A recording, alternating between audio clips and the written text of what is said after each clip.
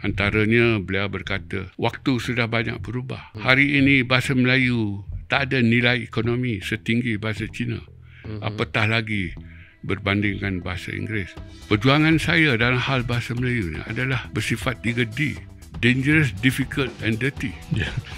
Somebody has to do it. Yeah, somebody has got to do it, and bukan saya berani, tetapi saya kira sudah sampai waktunya. You must hold the bull by the horns. Tak boleh lagi sugar coating lah.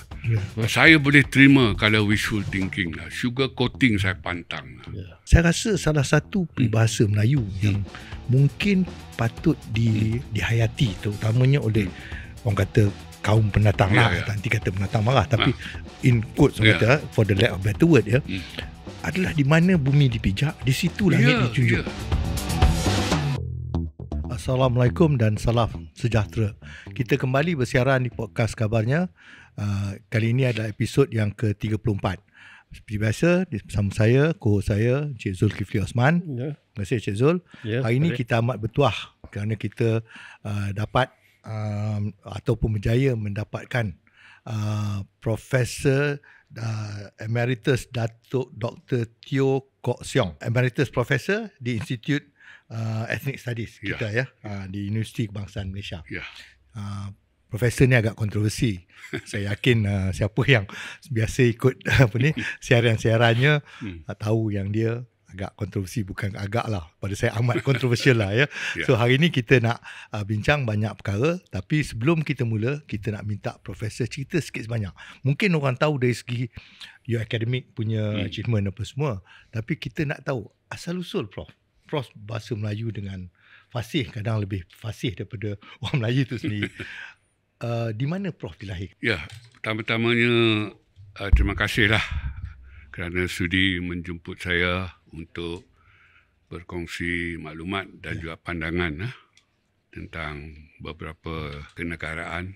Saya berasal dari Kelantan. Saya pada tahun ini berusia 72 tahun. Mendapat pendidikan sekolah rendah dan sekolah menengah di Kota Baru, Kelantan. Saya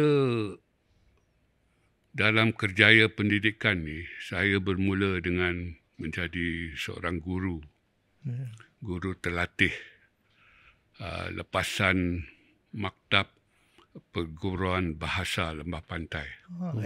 Ya, khusus dalam mata pelajaran bahasa Inggeris dan sejarah, mengajar di sekolah menengah rendah tingkatan peralihan hingga 3, dan penempatan pertama saya ialah di Raub Pahang. Jadi saya mengajar di sana selama 5 tahun sebagai guru lepasan tingkatan 5.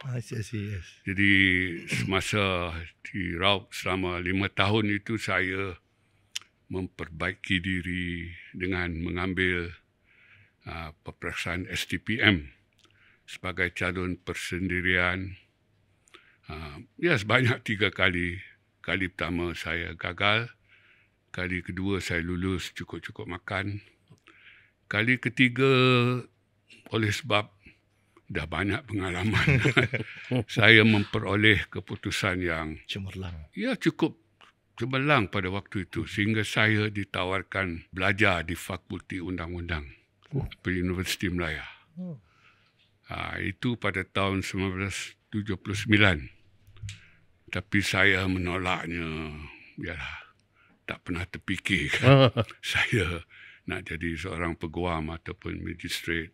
Saya hanya nak jadi guru siswazah dengan gaji yang lebih banyak sedikit. Masa tu umur berapa, Prof? Itu bila tu?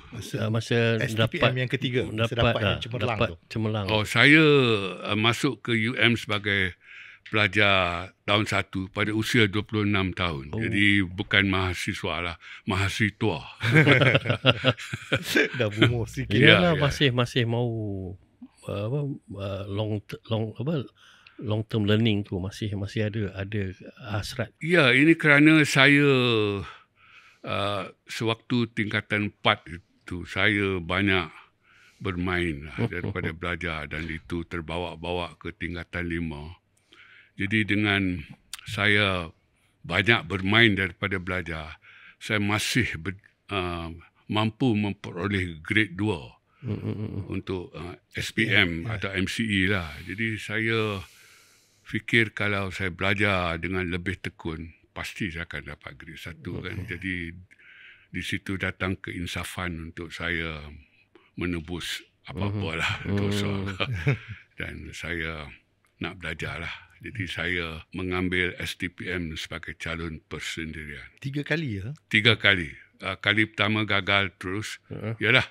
Sebab saya guru, saya anak murid. Saya mengajar diri saya sendiri. Saya mengajar di Raut. Jadi setiap 3-4 bulan saya turun ke Kuala Lumpur dengan menaiki bas dan saya ke Jalan Tunku Abdul Rahman untuk membeli buku.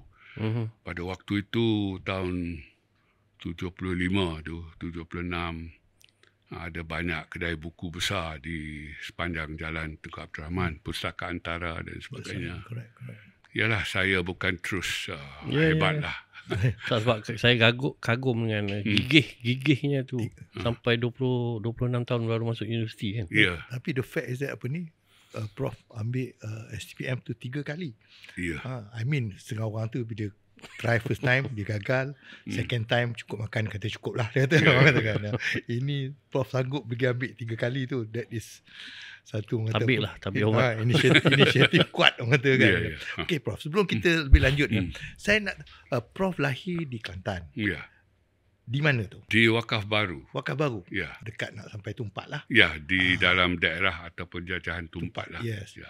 Lepas tu membesar di Wakaf Baru? Membesar di Kota Baru. Kota Baru. Ayah saya berpindah ke Kota Baru untuk memulakan perniagaan kedai runcit kecil.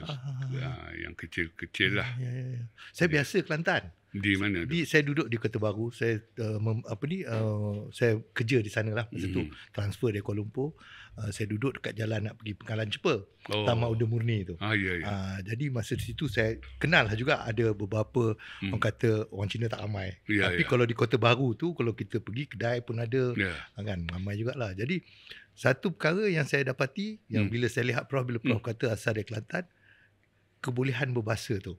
Kalau di Kelantan tu kebanyakan orang Cina yang saya jumpa, orang Tionghoa yang saya jumpa memang dia fasih berbahasa. Tapi dia bukan bahasa Melayu.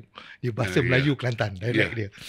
Prof sendiri dah tukar dialek tu. Ya, pada mulanya saya masih tak boleh berbahasa Melayu standard lah.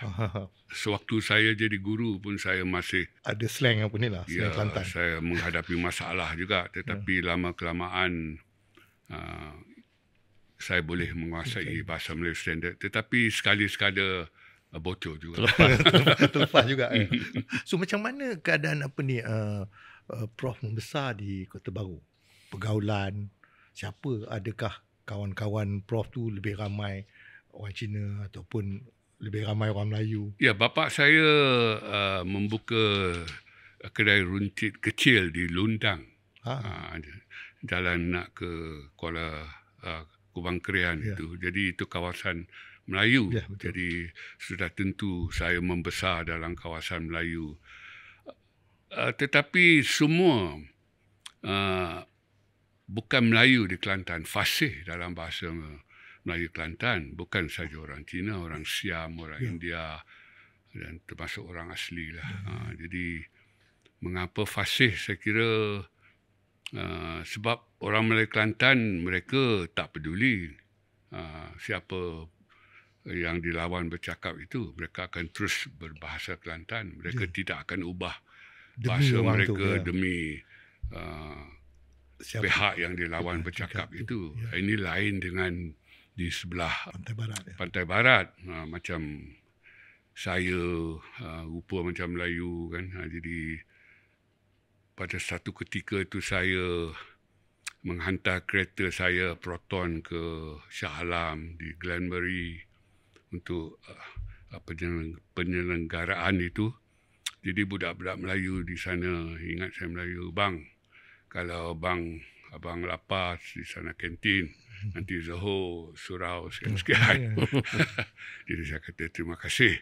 Dan setelah mereka mengetahui saya bukan Melayu sebab ada orang report semua, Wah, bos lain kali mau datang sini, mau datang cepat sikit.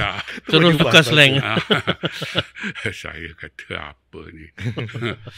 Tapi Prof ya, ini saya rasa memang kebanyakan orang Melayu di Semenanjung, terutamanya Pantai Barat, dia memang saya tak tahu nak kata accommodating ke apa lah. Ya. Kalau dia jumpa orang Indonesia, kalau kita pergi Indonesia, orang Indonesia tak ubah bahasa dia untuk bercakap dengan kita.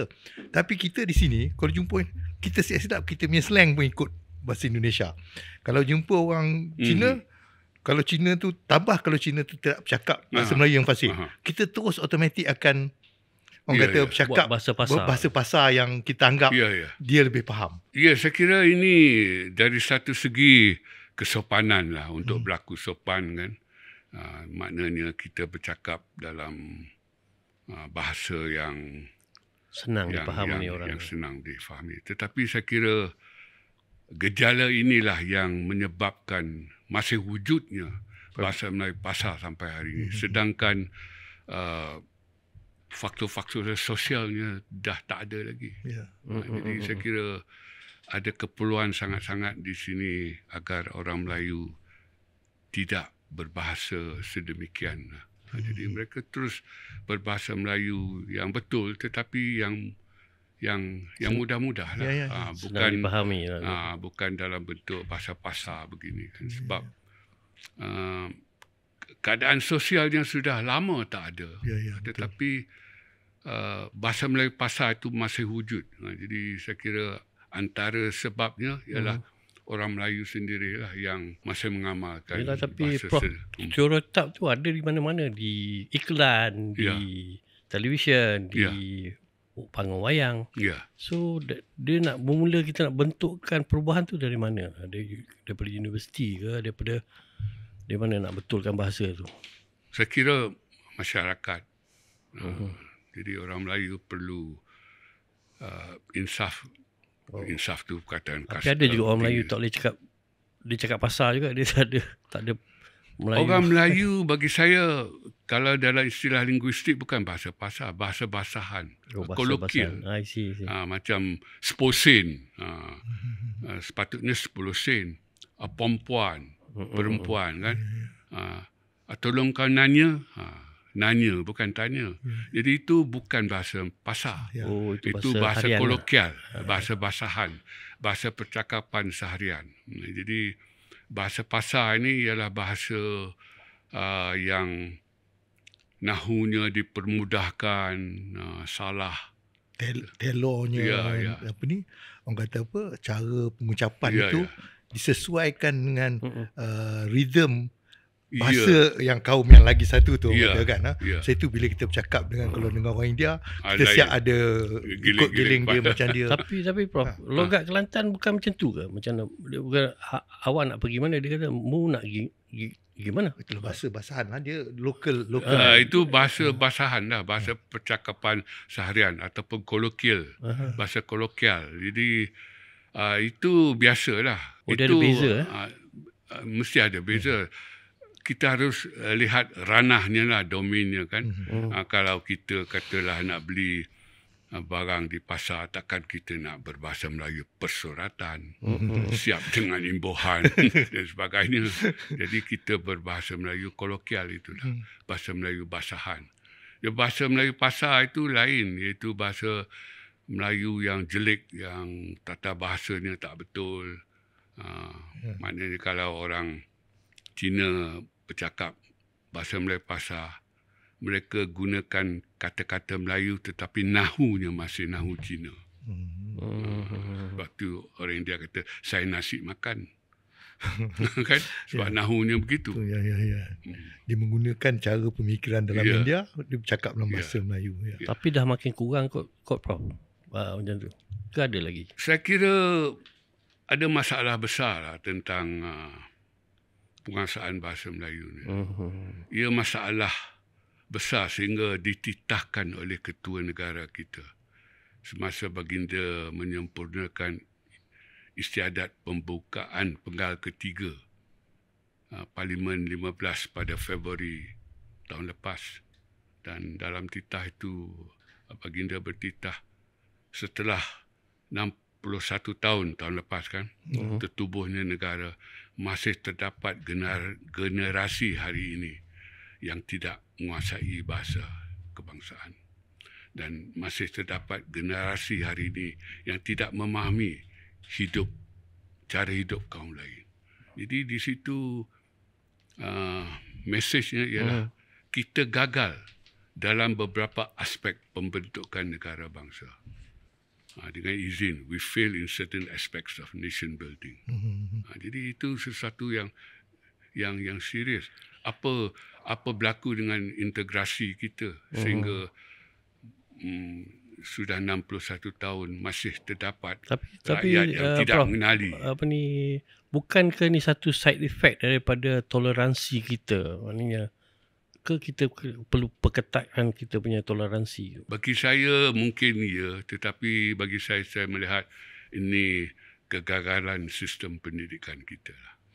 Tapi Prof ya, banyak diperbincangkan ya, salah satu sebab yang contribute ataupun orang kata membawa kepada keadaan begini adalah kerana daripada peringkat awal pembentukan negara kita sendiri, kita mengambil langkah yang silap. Kita menggunakan integrasi, bukan asimilasi. Dan setiap kali bila jadi di sini timbul satu orang kata percanggahan pemikiran. Bila kita bercakap mengenai orang kata negara ini bertunjangkan Melayu, bertunjangkan Islam, kaum bukan Melayu akan mengatakan kenapa kita tidak boleh jadi seperti Indonesia dan Thailand. Tapi bila dijawab bahawa Indonesia dengan Thailand mengamalkan asimilasi, kerana itu kita tak boleh. Jadi di sini saya rasa kefahaman mengenai apa yang menyebabkan keadaan kita hari ini itu gagal difahami oleh tambah golongan-golongan yang masih bergaduh, bertengkar perkara tentang integriti. Ya, tidak dapat dinafikan bahawa hasilan ataupun dengan izin outcome asimilasi itu kan dalam kerangka penyatu paduan rakyat itu, ia lebih berjaya. Jadi kita tak perlu pergi jauh untuk melihat hasilan asimilasi iaitu di Indonesia dan di Thailand. Di negara kita kan, dalam kelompok komuniti peranakan itu. Baba Nyonya Melaka, India Ceti Melaka dan Cina Kampung, Cina Peranakan di Kelantan dan Terengganu. Jadi mereka adalah kelompok yang telah berasimilasi dengan kelompok orang Melayu dan kita dapat lihat mereka lain dari segi pemikiran dan sebagainya kan. Jadi hasilan asimilasi itu ternyata jauh lebih baik daripada integrasi. Dan kita dikatakan kita memilih integrasi kerana jumlah orang Cina itu ramai. Kalau kita lihat sebagai perbandingan, jumlah orang Cina di Thailand lagi ramai daripada di Malaysia. Mengapa di Thailand mereka terus meletakkan asimilasi sebagai petua ataupun formula untuk membina negara bangsa. Jadi kita memilih integrasi dan apa yang ada hari ini saya kira kita tuai apa yang kita semai.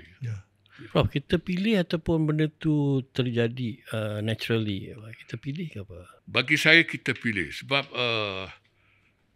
sepanjang sejarah orang Cina di Malaysia tu mereka menolak asimilasi dan ada yang dilucutkan kerakyatan kerana lantang menolak asimilasi. Salah seorangnya Mendiang Lim Giok Lan, saya ingat. Apa begitulah. Beliau datang ke sini pada tahun 51 dan pada tahun 61, 10 tahun saja, kerakyatan Malaysia beliau dilucutkan kerana beliau lantang tidak mau asimilasi. So, maknanya kita terima asimilasi atau kita terima integrasi? Integrasi. Sebab mereka menolak. Dia dibuang kerakyatan sebab dia tidak mau asimilasi. Dia tidak mau asimilasi. Dia lantang sebagai so, tokoh maknanya yang kita pilih integrasi. Ya. Kita satu-satunya negara di Asia Tenggara ini dalam membentuk negara dan negara bangsa, kita saja yang memilih integrasi. Yang lain semua memilih asimilasi. Indonesia, Filipina, Thailand, sebut saja Laos dan sebagainya. Dan Singapura macam kita juga integrasi. Tetapi untuk pendidikan, Singapura tidak sesekali membenarkan integrasi. Untuk pendidikan, Singapura pilih asimilasi. Hanya sekolah satu aliran saja. Tak ada pelbagai aliran macam itu. Jadi, dan kita dapat lihat anak bangsa Singapura dari segi jati diri kebangsaan Singapura itu kan, oleh sebab sekolah satu aliran itu, mereka mendukung jati diri yang sama, yang serupa walaupun cosmopolitan sifatnya, tetapi setiap seorang anak bangsa Singapura, Melayu, Cina dan India semuanya mendukung jati diri kebangsaan Singapura yang serupa. Tetapi di sini kita masih mendapati ada rakyat golongan muda yang tak boleh berbahasa Melayu langsung. Ya. Tapi di Singapura pun ada rakyat dia tidak boleh bahasa Melayu. Dia bahasa Inggeris. Sudah tentu sebab di sana bahasa Melayu itu adalah bahasa kebangsaan saja. Dan apabila sesuatu bahasa itu diangkat sebagai bahasa kebangsaan, bahasa itu semata-mata simbolik saja. Tidak ada penggunaan yang wajib. Penggunaan yang wajib hanya wujud pada bahasa rasmi. Apabila sesebuah bahasa itu diangkat sebagai bahasa rasmi, bahasa itu wajib digunakan dalam sistem-sistem negara itu. Pendidikan, perundangan, pentadbiran dan sebagainya. Jadi di Singapura, bahasa kebangsaannya memang bahasa Melayu. Bahasa rasminya yang kita tahu, yang utamanya bahasa Inggeris. Dan yang tiga yang lain itu, Melayu, Cina dan Tamil, itu mereka angkat sebagai bahasa rasmi bersama. Dan kalau bersama, tak sepenting yang bahasa Inggeris lah. Jadi tak heran kalau di Singapura, rakyat Singapura tak boleh berbahasa Melayu sebab sebagai bahasa kebangsaan, bahasa itu tak wajib pun digunakan. Ia berupa sesuatu yang simbolik semata-mata. Prof, bila kita bercakap masalah yang kita hadapi hari ini, ada anak-anak dalam negara ini yang masih tak boleh berbahasa Melayu dan sebagainya. Dan kita identify salah satu sebabnya kerana kita memilih integrasi. Ya. Sistem ataupun falsafah itu sudah wujud dalam negara kita sejak merdeka. Ya. Tidakkah sudah terlambat untuk mengubah ataupun memerlukan satu, orang kata, usaha yang Herculean, yang kata yang begitu besar, barulah kita mampu mengubahnya? Masalah bahasa ni ialah sebab sistem pendidikan kita adanya sekolah vernacular itu. Dan yang tak boleh berbahasa Melayu langsung ini, ataupun boleh sikit-sikit saja, rata-ratanya datang dari sekolah vernacular. Jadi sepatutnya vernacular itu sepatutnya bagi saya wujud dalam bentuk komponen saja, tak boleh wujud dalam bentuk sekolah. Jadi sekarang yang berlaku ialah elemen vernacular itu wujud dalam bentuk sekolah. Sebenarnya bagi saya lah, kita terlepas kapal. Ya, kapal.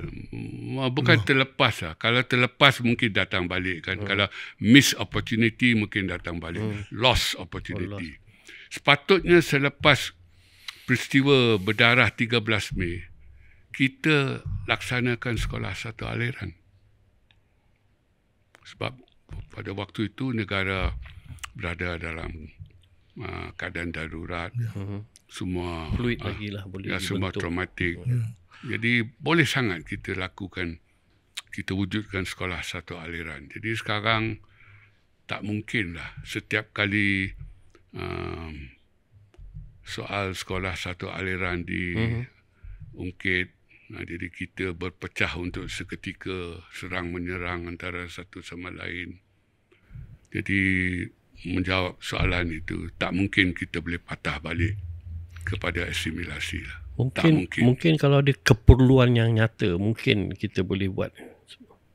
ada tak nampak apa keperluan nyata untuk kita tukar balik untuk satu aliran? Takkan kita nak satu peristiwa yang sebegitu lagi. Tak, bukan sahaja menyebut lah. Adakah mungkin? Saya tak nampak. Tak nampak. Tak nampak. Setiap kali saya sebut tentang sekolah aliran, sebab saya ni sinonim lah dengan sekolah satu aliran.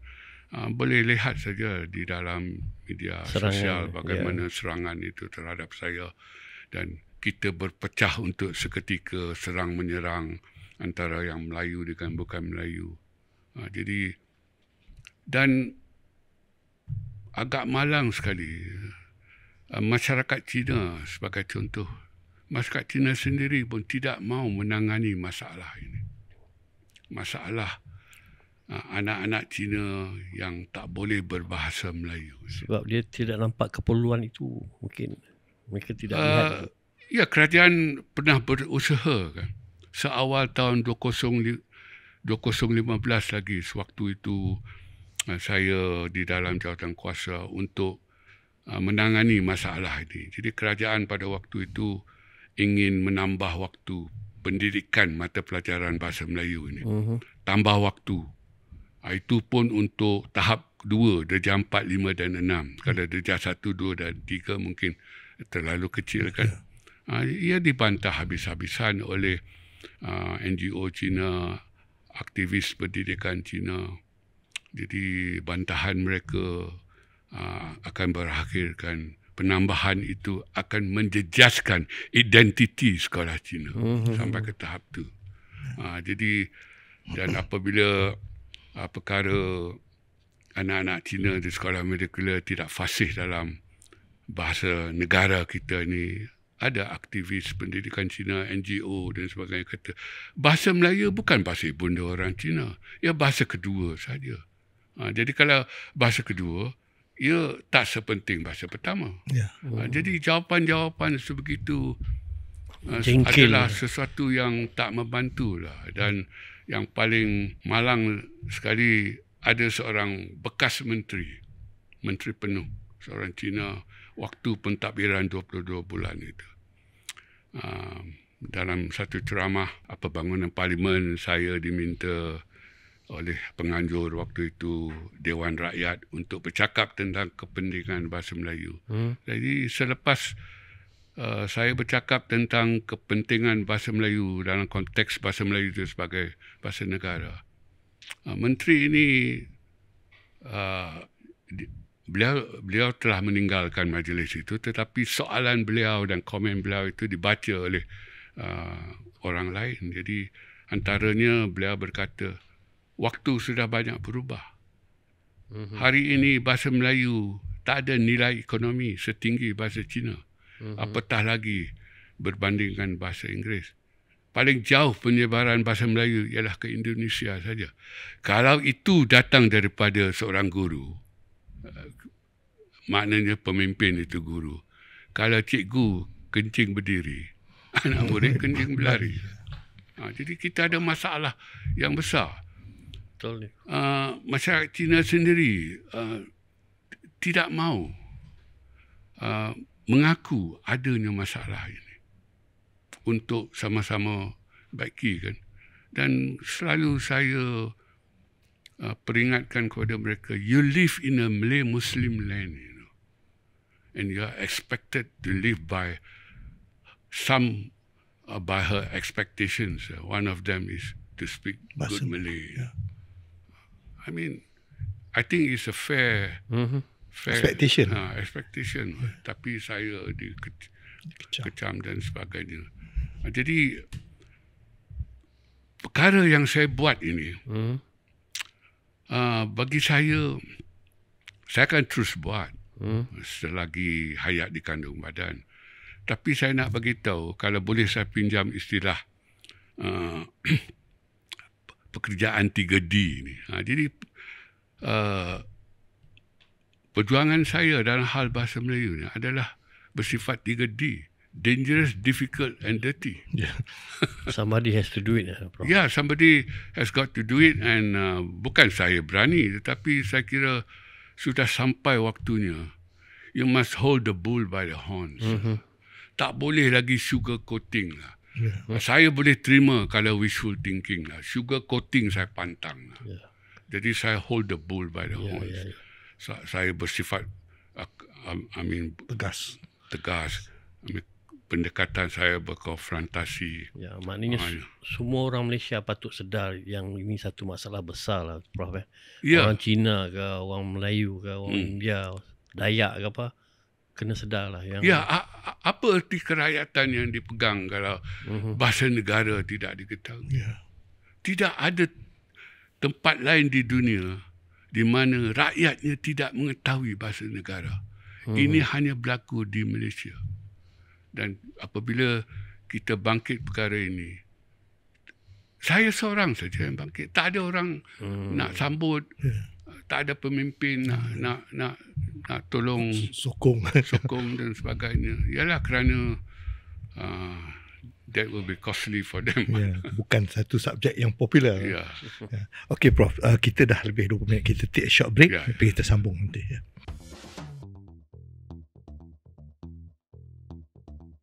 Okey, Prof, kita sambung balik, Prof. Okey, tadi kita bincang pasal isu yang ditolak. Usaha-usaha Prof untuk mendapatkan orang kata perhatian kepada masalah bahasa, tidak mahu mengamalkan bahasa, sedangkan dah menjadi rakyat Malaysia. Di masa yang sama, Prof, bila Prof buat benda-benda sebegini, kita tahu Prof kena kritik dengan hebat. Ada sokongan, tapi kritik pun banyak. Macam mana Prof hadapi kritikan ni? Adakah sampai peringkat yang dia menggusarkan kehidupan Prof? Setakat ini tidaklah. Saya, walaupun ia bukan sesuatu yang seronok kan. Kerana pertama tadi saya kata ia berbahaya. Maknanya saya boleh ditangkap kalau ada laporan polis. Dan ia difficult, bukan senang lah untuk kita berhadapan dengan masyarakat Cina itu dan memberitahu right into their face, look into their eyes that kamu ni rakus lah. You want to have the cake and eat it at the same time. Begitulah. Dan dirty dari segi chaotic, messy kan. Maknanya serang saya itu satu hal lah. Dan bila saya diserang oleh masyarakat Cina, masyarakat Melayu pula sokong saya dan serang menyerang. Tapi saya masih teruskan kerana saya kira saya ada amanah ilmu. Jadi saya teruskan juga. Oleh sebab saya tak begitu atau langsung jahil tentang komputer, jadi saya tak adalah nak godek-godek melihat komen itu. Jadi social saya tak tahu. Saya tahu saya dikritik dengan hebat. Kawan-kawan pun perli saya dan sebagainya. Tetapi saya kira saya ada amanah ilmu itulah.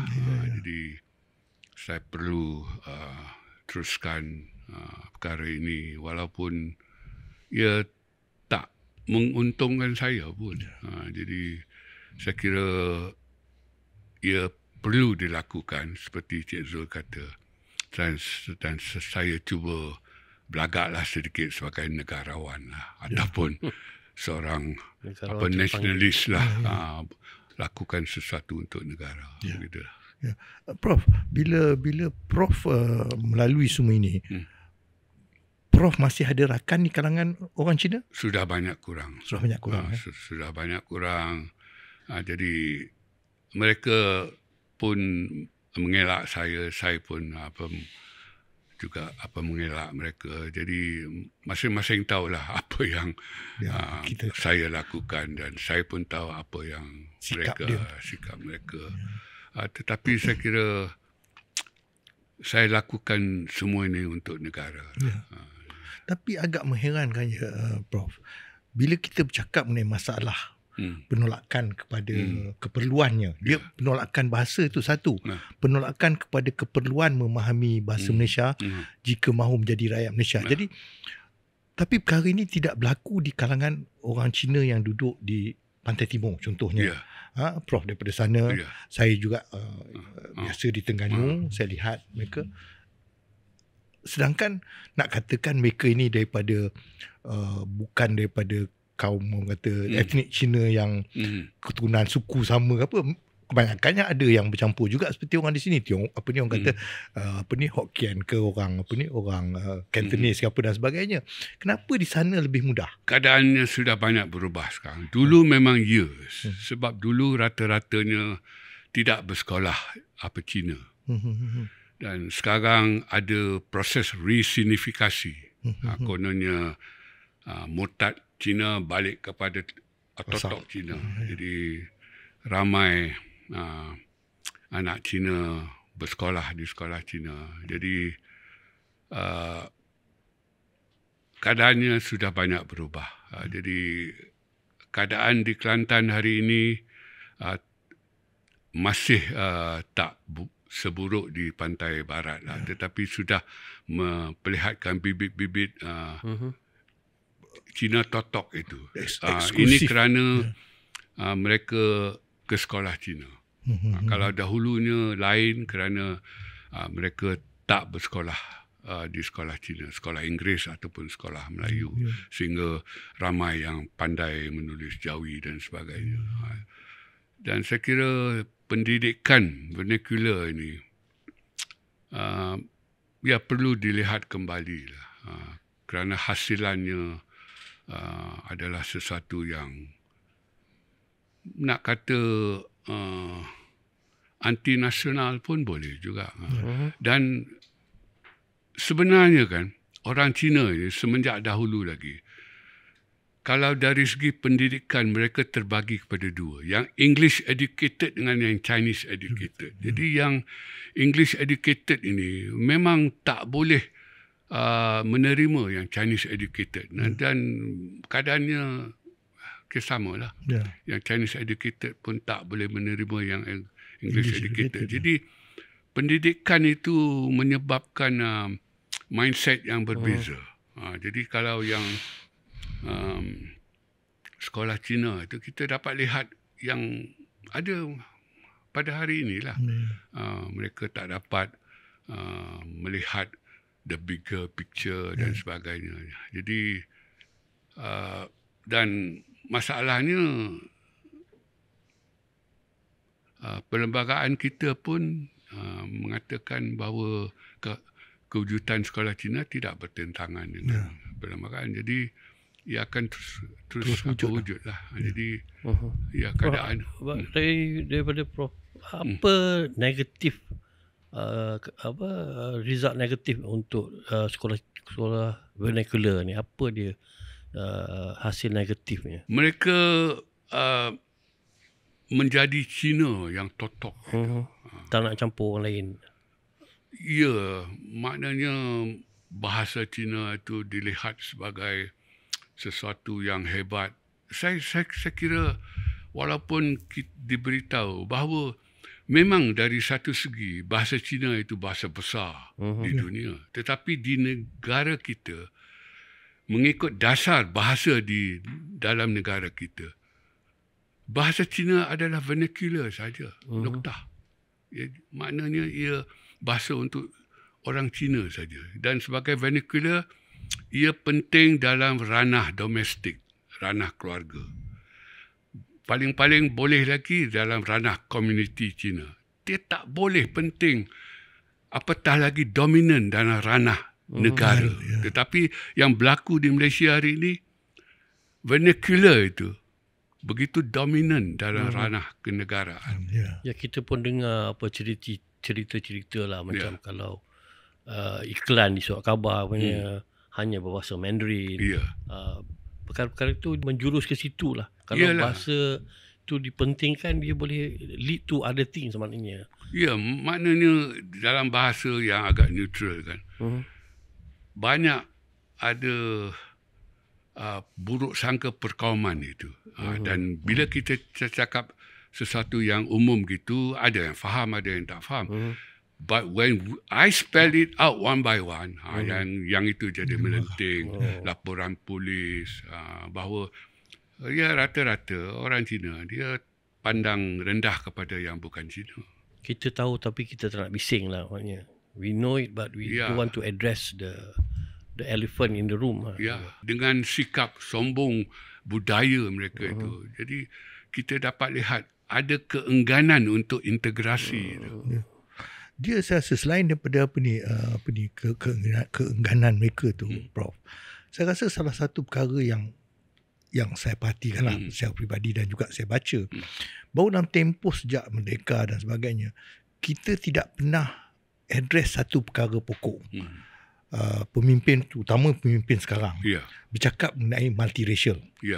Bila mereka bercakap mengenai multiracial, seolah-olah falsafah negara itu multiracial. Jadi dia tidak memperingatkan bahawa falsafah negara adalah tanah Melayu dan agama Islam, agama rasmi. Tidak dia itu. Jadi bila kita keep on saying, mengatakan, negara kita berbilang kaum, multiracial. Yang sepahaman saya, berbilang kaum itu dari segi demografi.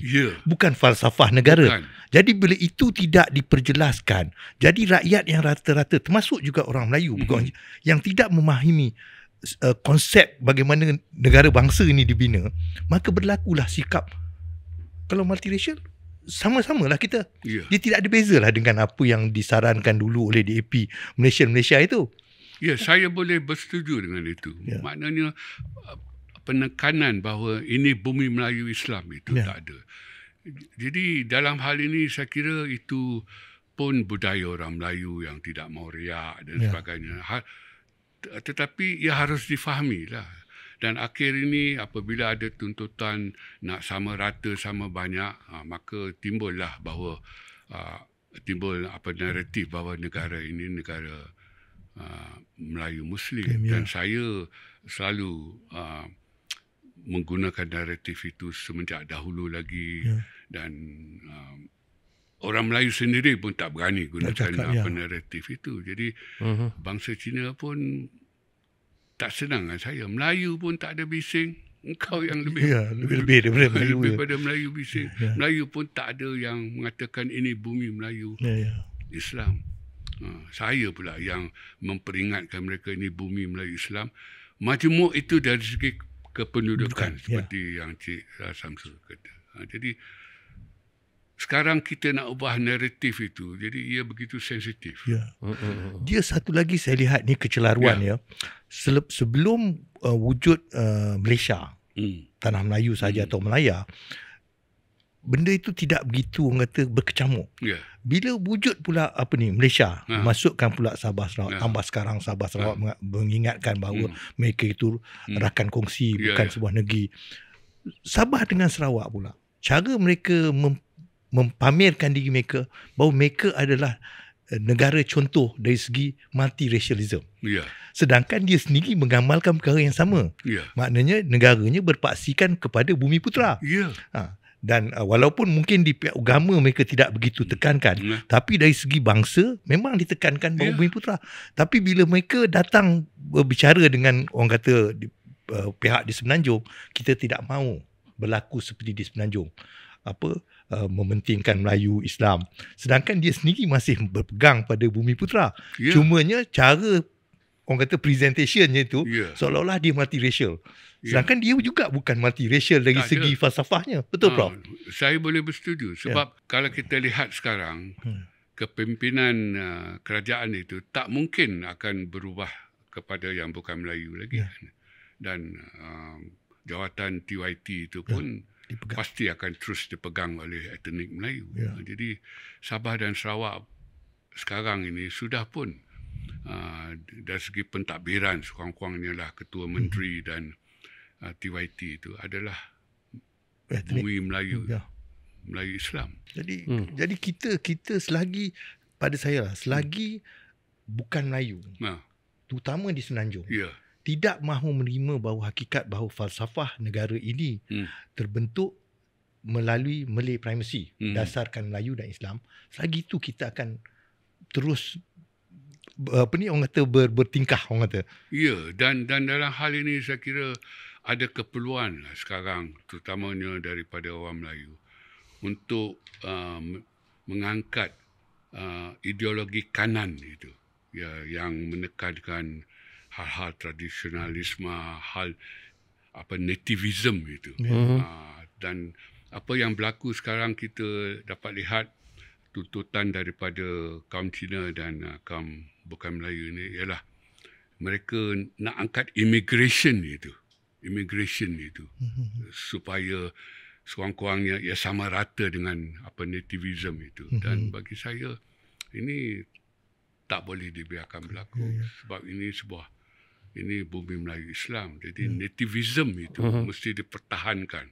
Walaupun kalau kita nak nisbah yang realistik pada hari ini pun ia mesti tinggi pada apa nativism itu dan tak boleh kita biarkan immigration ini mengatasi.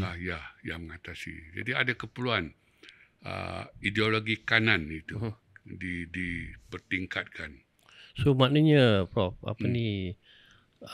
kaum Cina perlu ada perubahan attitude dan kaum Melayu pun perlu ada juga penambahbaikan attitude terhadap ini. Macam tu juga. Saya kira yang Melayu ini bagi saya tak ada apa-apa nak berubah pun. Kerana sepanjang yang kita dapat lihat orang Melayu baik hati, kan memberi kerakyatan yang begitu mudah kepada yang bukan Melayu.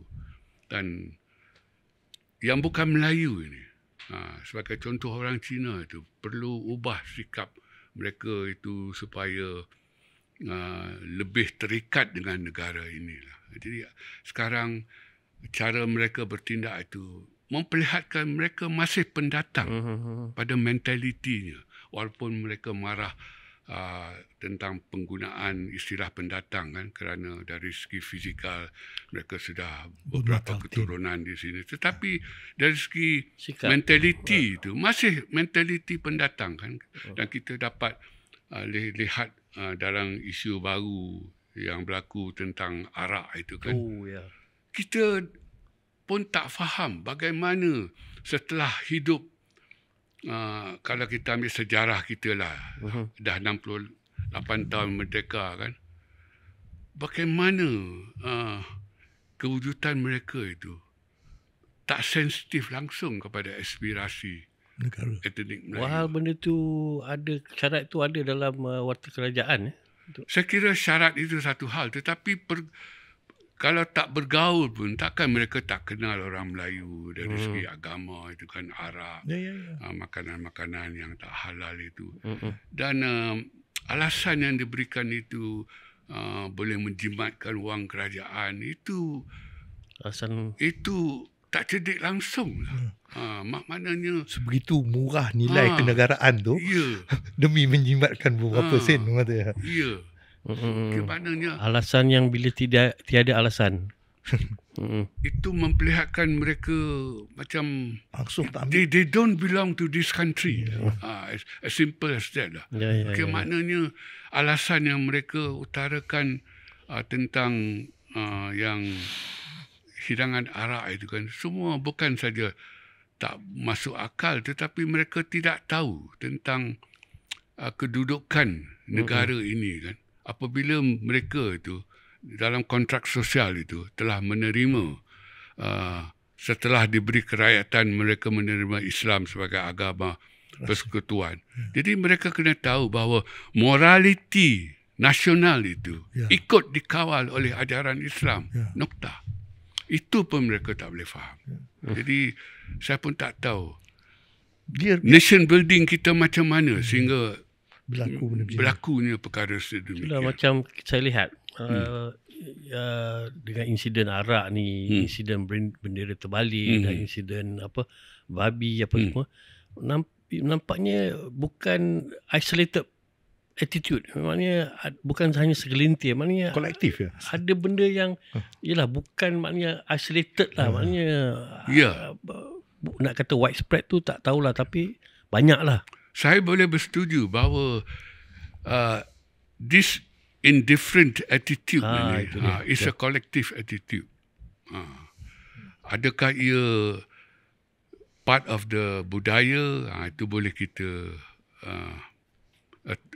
teliti lah. Maknanya rata-rata orang Cina ada sikap sebegitu. Adakah ia disebabkan oleh budaya Cina itu sendiri ataupun Tapi saya kira dalam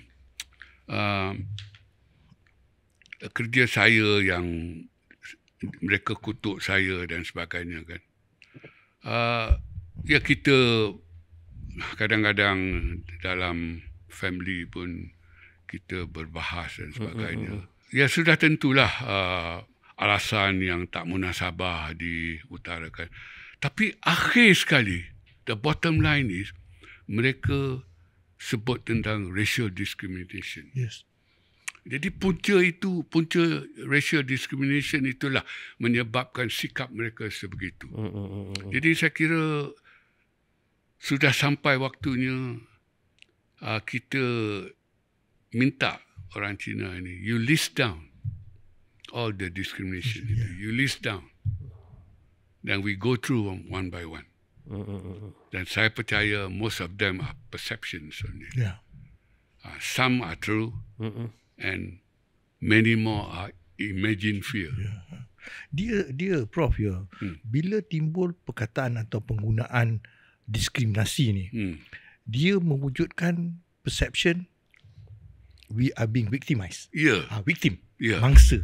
Jadi bila mangsa, dia memberi satu orang kata perasaan. Ya. Dia ada moral high ground. Ya. Kerana itulah benda ni bila kita bercakap nak asimilasi ni tak boleh berlaku. Pasal saya di-victimize. Jadi kerana itu saya ada satu moral high ground untuk melawan benda ni. Jadi lawan itu termasuklah menolak bahasa, menolak adab dan juga orang kata yang Prof cakap tadi, morality nasionalnya. Kan? Saya rasa itu dia punya masalah satu lagi Prof. Sikap mempercayai bahawa berlaku diskriminasi. Jadi bila Prof kata minta list out tu, saya rasa itu satu orang kata national debate yang patut diadakan. Sebab rata-ratanya bila berbahas, berkelahi, akhirnya itulah, anak saya dapat 8A tak ke mana, tak boleh masuk matrikulasi pun. Itu maknanya ada wujudnya diskriminasi etnik itu. Jadi itulah yang membuat mereka tak puas hati dan itu terbawa-bawa dalam banyak hal. Menolak itu, menolak ini, enggan itu, enggan ini. Jadi saya kira sudah sampai waktunya kita hold the bull by the horns lah. Kalau itulah puncanya, pada mereka itu puncanya, okay, you list down. Minta kerjasama dari ahli-ahli politik, list down everything. Dan para pemimpin Melayu juga duduk semeja, you go through one by one. Through one by one. Dan saya percaya pasti ada satu dua beberapa yang terlepas pandang kan. Tapi most of them just perceptions and many more are imagined fear. Fear yang tak berasas lah. Sebab sekarang ada kebangkitan Islam, maka satu hari nanti kita semua diislamkan. Itulah. Kita ni Prof, sepatutnya lah pada saya lah. Kita ada contoh ya. Negeri-negeri yang majoritinya Melayu dan Islam. Yang mana golongan bukan Melayu. Thrive orang kata. Dia bukan setakat hidup bersama. Dia maju ke depan dan mengatasi kaum Melayu. Saya dah duduk di Kelantan. Saya lihat di ekonomi kalau kita cakap. Walaupun 90% penduduknya Melayu Islam. Tapi di situ maybe 80% of the economy yang business ni dikontrol oleh kaum bukan Melayu. Chinese especially. Begitu juga di Terengganu. Jadi kalau di kawasan yang 90% yang kata Melayu, dia jadi satu thriving community. Pasti kalau di mana yang dia dah orang kata Melayunya 60%, 40%, sepatutnya tidak ada kerisauan langsung lah. Patutnya kan. Betul. Tetapi saya kira sikap rakus itulah. Sikap rakus itu. Yang menyebabkan mereka terus mau kan. Kalau kita tengok dalam pengiktirafan CJUEC pun kan.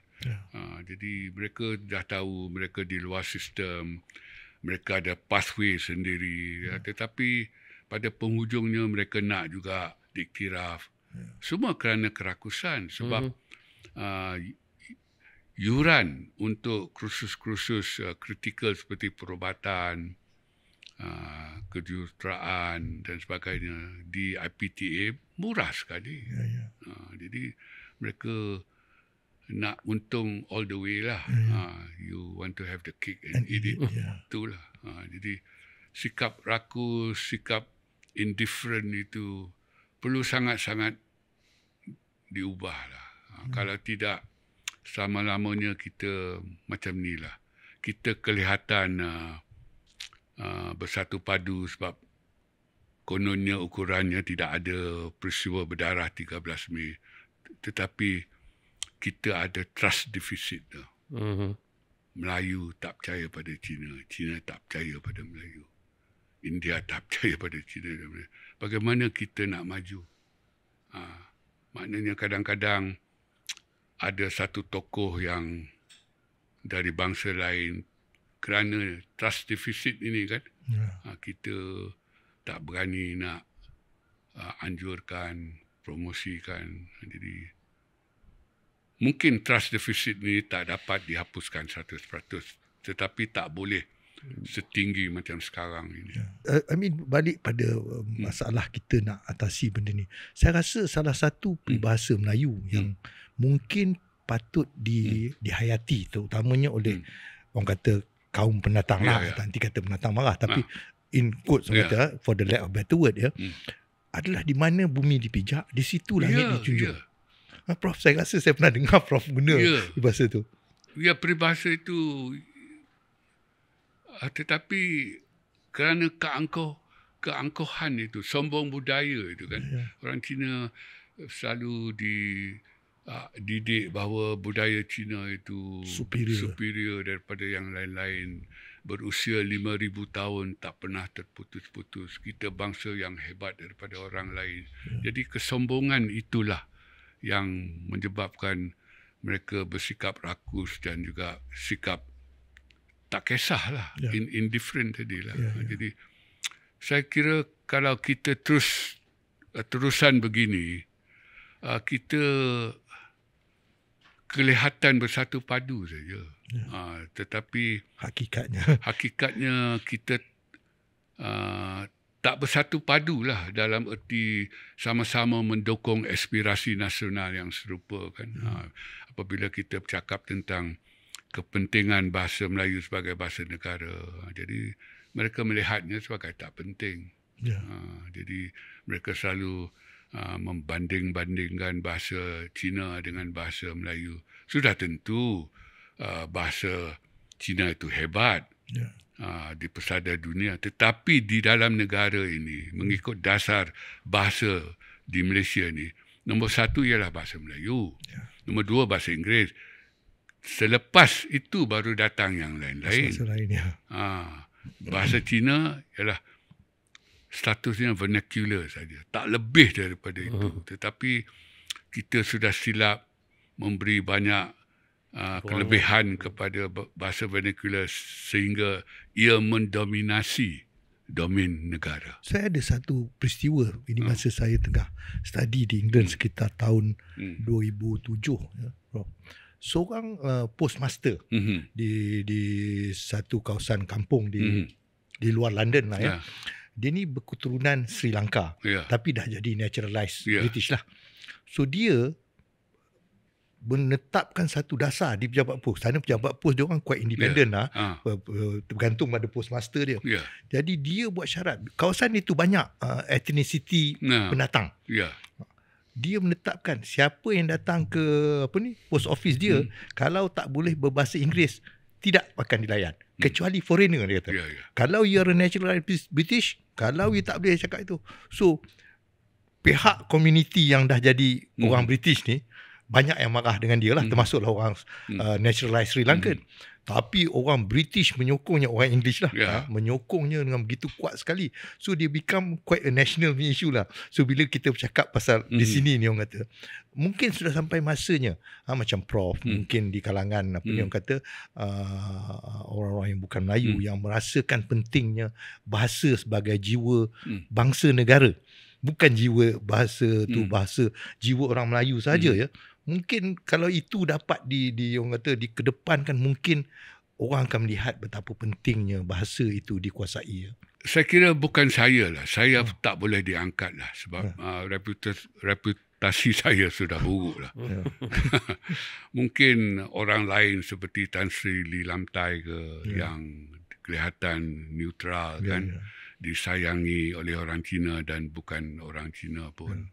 Jadi saya kira sosok begitulah yang boleh menjalankan tugas itu, bukan saya lah, sebab saya sudah ada reputasi yang buruk lah, dan saya kira 10-15 tahun dahulu sudah diadakan sidang akhbar oleh para pemimpin Cina waktu itu, dan saya ada baca dalam berita harian pada waktu itulah bahawa kelompok pemimpin Cina yang berhimpun itu membuat kenyataan akhbar bahawa 3 orang Cina ini mereka bukan mewakili Cina Malaysia lah. Pendapat mereka ialah pendapat peribadi mereka. Yang pertama Prof Kuki Kim lah, yang kedua saya, yang ketiga Ridwan T lah. Jadi sudah ada chop di situlah. Jadi sekarang Prof Kuki Kim dah tak ada, jadi kira saya naik pangkat lah. Tinggal Prof dengan apalah Ridwan T. Ya. Tapi agak malang ya, kerana apa? Bila Prof bersuara dulu, Prof Kuki Kim bersuara, dia membantu orang Melayu untuk faham bahawa ada orang Cina yang faham apa yang mereka risaukan, apa yang mereka takutkan. Jadi mungkin ada pemimpin lain ataupun pemikir-pemikir daripada kaum bukan Melayu yang boleh menyuarakan. Tapi setakat yang saya ingat, saya lah Prof dengan Profesor Kuki Kim dulu, memang orang kata pada orang Melayu membantu kami, orang kata orang Melayu memahami ada di kalangan Cina yang faham apa yang kita mau. Kita masih merasa bahawa salah satu masalahnya is kita ni tak ada communication. Kita tak boleh. Kita cakap macam ayam cakap dengan itik lah. Kalau Cina selalu cakap, ayam cakap dengan itik. So kita cakap ini, dia punya faham lain. Jadi itu yang timbul, kita kata dasar negara ni Melayu dan Islam. Dia kata oppression of the minority. Bila kita tengah. Jadi so the wavelength berbeza. Jadi tak boleh nak bercakap. Jadi bila ada Prof dengan Profesor Kuki Kim dulu, kita dapat bercakap, kata sedikit sebanyak. Malangnya pandangan daripada Prof ni ditolak lah oleh apa ni kan. Tak diterima lah. Jadi mungkin ada keperluan satu kelompok yang lebih muda yang boleh diterima kan. Yang maknanya mereka tak menerima saya dan mendiangku kerana kami bukan dari sekolah Cina. Jadi kami tak tahu bahasa Cina Mandarin itu langsung lah, sebab tak pernah ke sekolah Cina kan. Jadi bagi mereka takkan kami boleh mewakili mereka. Prof, kita ni dah makan masa banyak.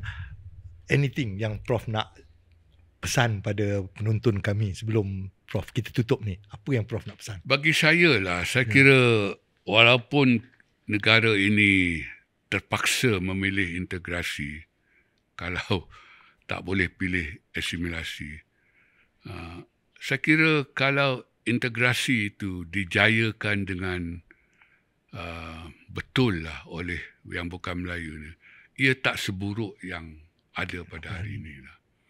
Tetapi hari ini keadaannya tak begitu baik kerana integrasi itu tak dijayakan sepenuhnya.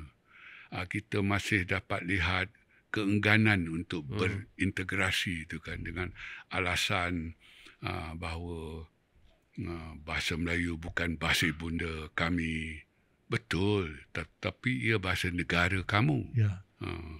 Dan kita juga dapat lihat titah tuanku bahawa setelah sekian lama kita menumbuhkan negara, masih terdapat generasi hari ini yang tidak memahami cara hidup lain. Dan kita dapat lihat dalam kes hidangan arak yang isu sekarang kan. Bagaimana masyarakat Cina mempertahankan, mereka menegak benang basah saja. Jadi nampak tak cerdik pada mereka. Jadi apa yang berlaku dengan hampir 70 tahun kita merdeka itu? What happened to our nation building? So I think kerajaan hari ini, bukan kerajaan ini gagal, sebelum ini pun masalah ini sudah wujud, tetapi kalau boleh kerajaan hari ini mempunyai political will lah untuk betul-betul mau menangani masalah inilah. So mereka perlu hold the bull by the horns. Dan sudah sampai waktunya kita berani bercakap tentang hal jelek-jelek secara jujur demi negara tercinta ini. Jadi bagi saya, kita dah tak boleh nak patah balik kepada asimilasi. No way lah. Jadi asimilasi itu maknanya kita make the best of it lah. Yang sekarang bagi saya belum best lah. Jadi banyak keengganan. Jadi saya ingin melihat itu sajalah. Dan kalau integrasi itu dijayakan dengan sepenuhnya, saya kira keadaannya jauh lebih baik daripada sekarang. Okay, on that note, terima kasih banyak Profesor Emeritus Datuk Dr. Teo Kok Siong. Dan terima kasih kepada yang terus bersiaran dengan kami. InsyaAllah kita akan berjumpa lagi di masa depan.